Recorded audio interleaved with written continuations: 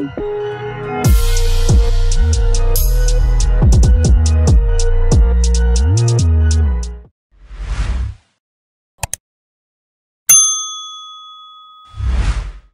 Talk UK, Pro Bs, once again, delighted to be reunited once more.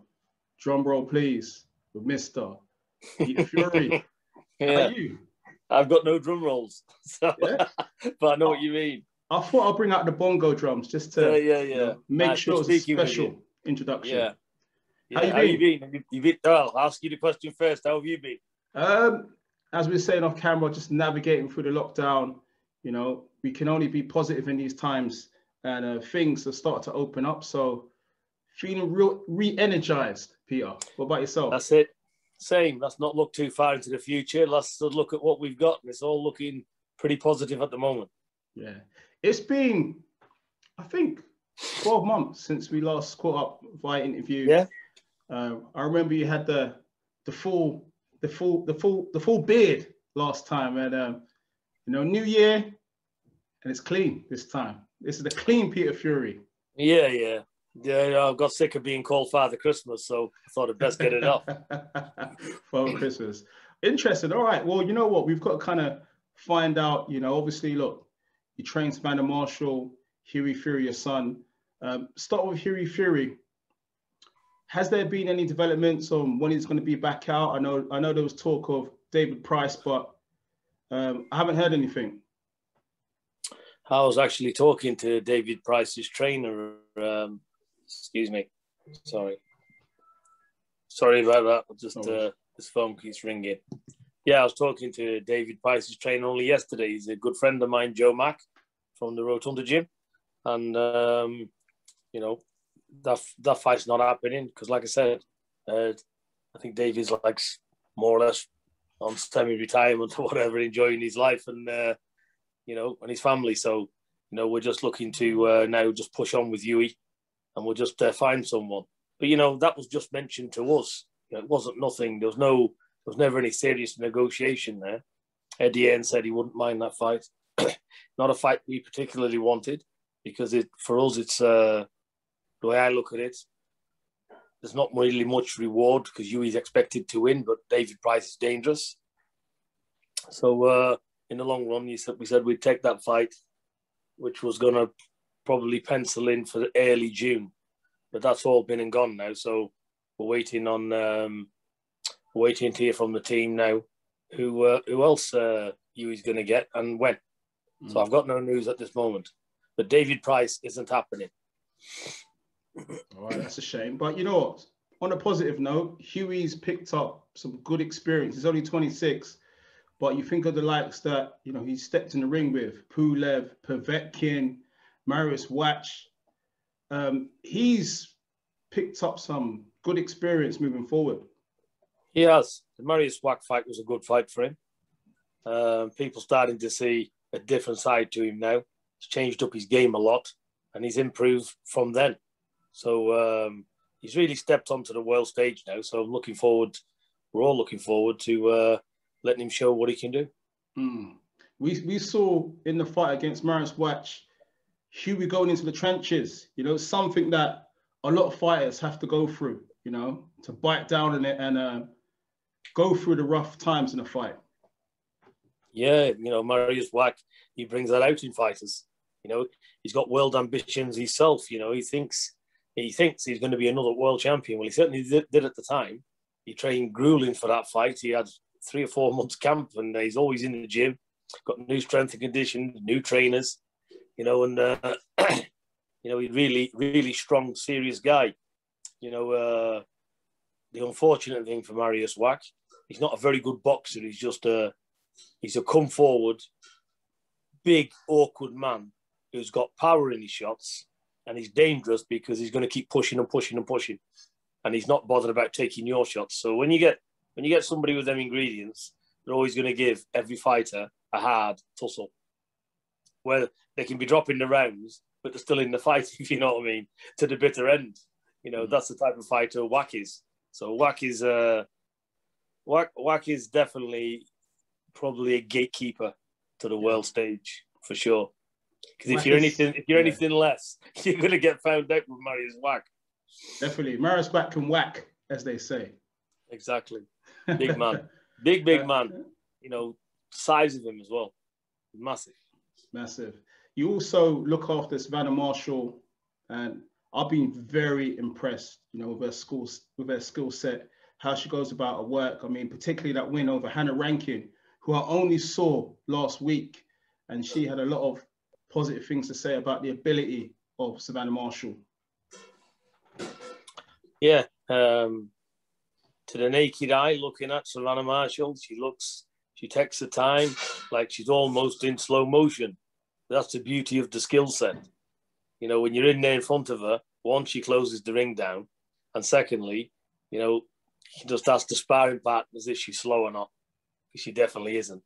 It's just the appearance she gives with that relaxed style. But super effective. She's a super talented. She's really grown into her own style, and she can adapt to almost any style. So it's good. And we spar her with short fighters, 5'5", 5'6", 6 foot, 6'2", 5'11". You know, she's sparring all these different types, orthodox, southpaw. You know, so she's constantly tweaking things as well. So she's still learning, and we're still bringing her on.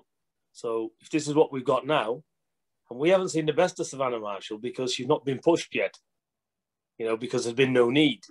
And that's not disrespect to the other fighters. It's just the level she's at. You know, she's a good listener, you know, and a tipper for doing big things. I'm pretty confident she will unify their division for sure. Hey, we're talking about big things, big fights in women's boxing, which has come on leaps and bounds over the past 12 months. Yeah, everybody wants to see Savannah Marshall, Claressa Shields. I bet you get that a lot. When is it happening? That's down to the promoter. You know, Eddie's a promoter, Savannah, so we have to just wait and see. I know Eddie's looking to get her a fight in July, so she'll have that fight. And hopefully, if things can be made, you know, Savannah's ready to take that fight. You know, anytime after this fight in July, if it can be made towards the end of the year, fantastic. If it can't be made, then it'll only be because of a business side, you know, or I don't know. But Savannah, you know, will take the fight. She's ready. She's going to get one more fight in now in July. And then if negotiations can be sorted out, then she's ready. So hopefully that fight can be made in the end of the year. Have you heard anything from Team Shields about the willingness to make the fight? No, because that's not my end. So, you know, that's for Eddie to sort out, and he gets back to the team, and you know, we take it from there. But I've not heard anything because that's November or whatever. Let's get this fight out the way, the next one, and see if the fight can be made. And if it can't be made, it will only be because of monetary issues. It won't be because of the fight. So we'll have to see, because Claressa Shields has got to be happy what she wants. So I don't know what they're going to negotiate or anything else. So that's where it's at with me. I don't know. So like I said, Savannah's up for taking that fight. So hopefully it can get made. If, however, it doesn't get made, Savannah won't wait around. She'll just move up and take whoever else, you know, so she'll fight again the end of the year anyway. All right. It's boxing at the moment. Fights getting made sometimes just ain't that easy. I think when we caught up 12 months ago, we talked about Deontay Wilder, Fury, the third fight, the trilogy fight. Amazing. A year on, it was off, it was on. We had the undisputed announcement over the weekend. And literally, within a blink of an eye, we have the third fight, July 24th. What have you made of the whole saga? Oh, I think you're right. It's a saga. Because what else can you say about that? You know, you're announcing undisputed world heavyweight title fights. You know, there's arbitration going on in the background. So why is everybody wasted the time when there's arbitration going on? You know, we've got Bob Arum, who himself proclaimed lawyer, you know, and doesn't know what's going on. Well, somebody knew what was going on. That's for sure. So I'm not going to speculate on it. I think it's bad for boxing. It's not a good thing to do. So it is what it is. I can't speculate any more than that. It's turned into a proper saga. And, you know, it's definitely not good for boxing. Yeah. I mean, only the other day we had the social media back and forth between Joshua and Tyson Fury. And Joshua is under the impression that it wasn't serious. The whole thing wasn't serious in the first place, you know, that he was used for clout. What did you kind of make of the whole thing? I don't know. Again, I can't speculate because I don't know, because I'm not in touch with any of that team. I know there's nothing to do with me whatsoever. I'm just a fan looking on it, you know. But for me, you know, there's arbitration there, you know. Didn't Wilder come up and say something some few months ago? Why is fights being made when we've got a court case? Something like that, he said. You know, so you know, why build a house in a swamp? It's gonna sink. You know, so you know, you're relying on what a judge has said. You know, but Bob Arum, look, he's 80 years of age, a man 80 plus, highly respected man, seen it all, done it all. Shelley Finkel, great man as well, all on similar levels. These guys are as good as a judge, if not better. They can read the picture. They know what's going to go on. So, like I said, it's not so well and good to say we thought we was going to win. Somebody knew the score there. So, but whatever the motives is, that's what it is. But yeah, it's not good. And it generally seems to be out there that Deontay Wilder's not interested in step-aside money. I think this is what we even talked about a year ago when it was mentioned of step-aside money. Well, if we look, you know, we're all fighting people, and if Wilder took step-aside money, he'd be a pussy, wouldn't he? Let's be honest. I was talking to Cole Light today. You know, fighters, they've got that burning desire in them. You know, he feels he's been wronged as well. So how can he do an arbitration? How can he win his case and then say he's been wronged in the ring and stuff, and then take some step-aside money? So his career would be over. So when you look at it like that, he can't take that step-aside money. So he's not, I don't believe he will. You know, Wilder, he's a God-fearing man. And that's it. For me, the contract shouldn't have been a 3-fight thing in the first place. I don't know what happened there. I think that is pretty rubbish, to be fair. And I just think, but look, if that contract is there, you've agreed it at the time, honour your agreements. That's it. Get on with it. The fight with Joshua should have never been brought into the frame in the first place. Until that fight happened, or the arbitration run its course. I mean, look, you know, you're an established trainer, and I'm sure you've seen the videos that are out there of Deontay Wilder making those technical improvements, you know, on the pads and whatever. Are those improvements going to be enough to see him reclaim the WBC world title? And look, this fight is still a 50-50 fight. You know, people can say, oh, what's happened in the previous fights? You know, Wilder's a danger to anybody. He's a serious threat. And this is a 50-50 fight. You know, it can go either way again. You know, it's one of them fights. You know, he'll be up for it, Wilder. You know, yeah, he needed to improve on his skill set because he was just he was a one-trick pony in there. He was relying on the big shot. So yeah, he's got a lot to do. He's got to be able to slip to the side. He's got to move. He's got to be able to set his feet going backwards to land shots in reverse when the pressure's on. You know, what's he like on the back foot? We've seen last time, he was nowhere on the back foot. As soon as he got pushed on the back foot, you know, he couldn't do anything. So if he's worked on all of that, then and he's successful at it, then of course he's going to be an hard fight, isn't he? And when you're talking this kind of money, and as much as he wants the revenge of it, yeah, he's going to be on his A game. So he's going to correct all them flaws. If he can correct them flaws, it's going to be a serious problem. And I suppose we have the golden carrot of eventually an undisputed fight. If Anthony Joshua comes through the fight with Alexander Usyk. Yeah. It's like a chessboard. Again, Usyk's a serious problem. These are not fights where I think both fighters here is going to be very sick.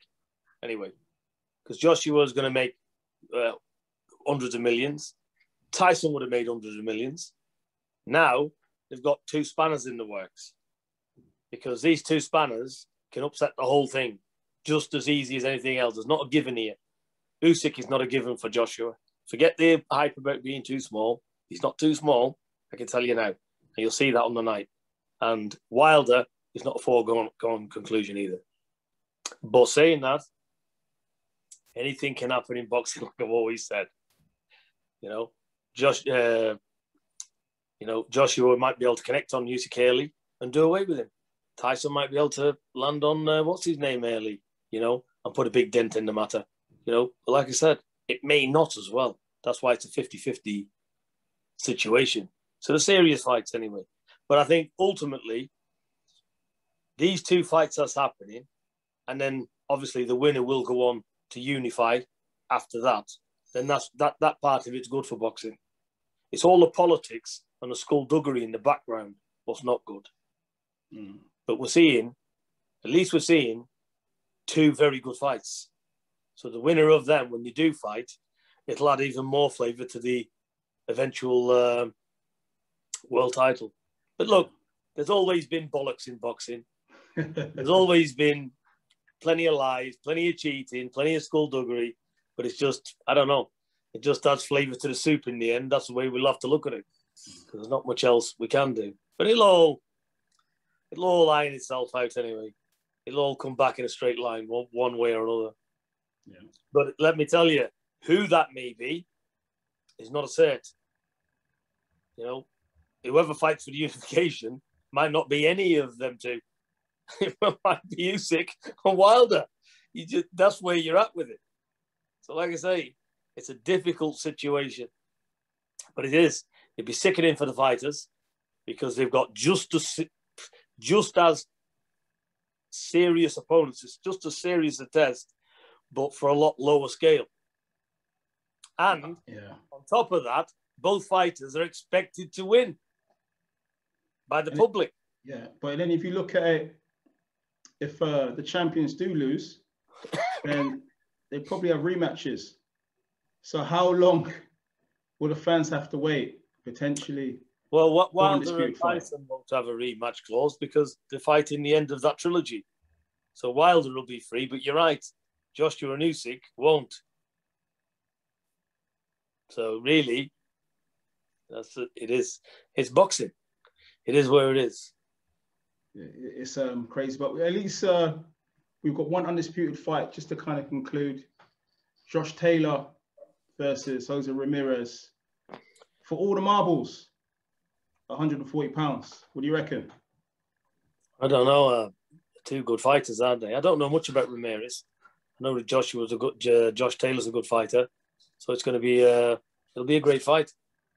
But there's no way I can't watch it, so I have to watch it on YouTube the next day or something. I don't know anywhere we can see it. Fight TV, apparently. No, what's that? I've got to download another app. I've got about 50 of them already. And you know what it is when I download these apps, yeah? I'm just useless at it. I downloaded there's so many questions, there's this and that, just can't be bothered with it. You know what? You know what's funny? We actually did our last interview a year ago on Skype. Do you remember that? It wasn't Zoom, it was Skype.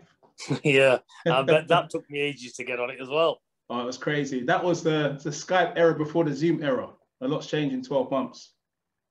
Well, with Zoom, my son Yui, he bought me this iPad that I take around because he said, Dad, you're doing these interviews on your iPhone. He said, it's not good. So he bought me the iPad, and my other son Joe set the iPad up for me and got this Zoom app on and got it all on for me. So I'm pretty clueless with it, to be honest.